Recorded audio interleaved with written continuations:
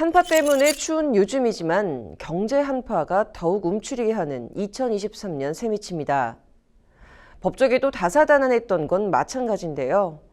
특히 검찰 수사권 완전 박탈 체제로 들어선 지 2년이 됐지만 여전히 혼란과 불편함이 이어지고 있다는 지적이 나옵니다. 그 피해는 고스란히 국민 몫이 됐는데 자세한 내용 석대성 기자가 전해드립니다. 검찰의 수사권, 기소권은 완전히 분리한다. 지금 7시에 이렇게 다들 늦은 시간에 이렇게 이 법을 급하게 처리해야 될 무슨 이유가? 지금 법사위원장님이 직회부 절차를 거치셔서 직회부가 됐다. 명확하게 반대합니다. 사건 관계인의 얼굴 한번 보지 않고 진술 한번 듣지 않고 수사 기록만으로 기소 여부를 판단하라는 것과 마찬가지입니다. 성급한 법안 처리를 멈추어 주시기를. 이건 명백하게 범죄를 암장하는 악법일 수밖에 없습니다. 찬성하시는 의원님들 기립해 주시기 바랍니다. 통과됐음을 선언합니다. 국회가 청와대 출장소 홍시소된 게 몇 년째입니까? 검찰청법 일부 개정 법률안에 대안에 대한 수정안은 가결되었음을 선포합니다.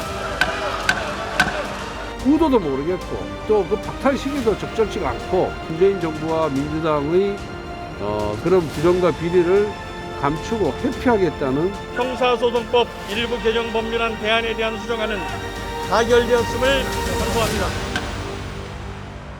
당론 채택부터 국무회의 의결까지 20날 남짓 70년간 이어져온 검찰 수사제도는 한순간에 엎어졌습니다.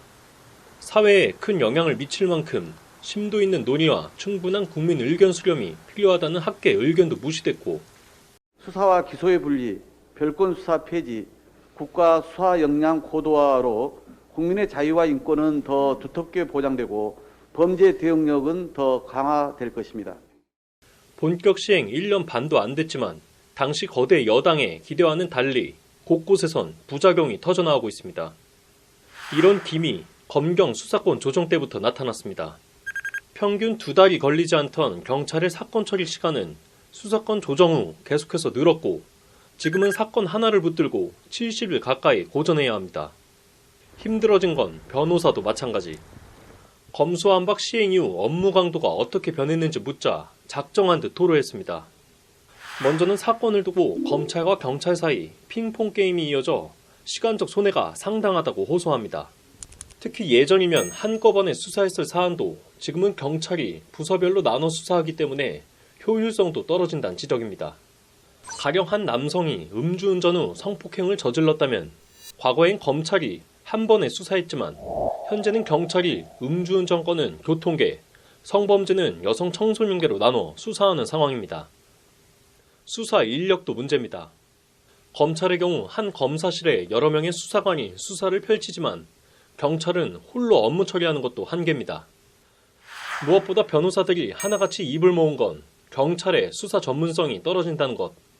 서초동의 한 변호사는 규모가 작은 사건을 두고도 경찰이 민사로 처리해라, 안 받아준다, 우리 관할이 아니기 때문에 다른 곳으로 보낸다 등의 말로 일관한다고 하소연했습니다. 간단한 사건도 처리가 힘들고 때로는 경찰 수사관이 고소 취하도 종용한다는 게 현장 목소리입니다. 경제 범죄 사건은 수사가 더 복잡해지는데 수집할 증거 목록도 파악하지 못해 일반인이 수사권 도움을 받지 못하는 상황이라는 비판도 있었습니다. 한동훈 법무부가 수사 준칙을 개정하긴 했지만 여전히 한계가 있다는 법조계. 검찰 수사권을 회복시키기엔 거대 야당의 벽이 높은 실정. 검수완박으로 모두가 괴로웠던 2023년, 뒤엎어진 형사사법체계의 부작용을 보완할 대책 마련이 시급합니다. 법률방송 석대성입니다.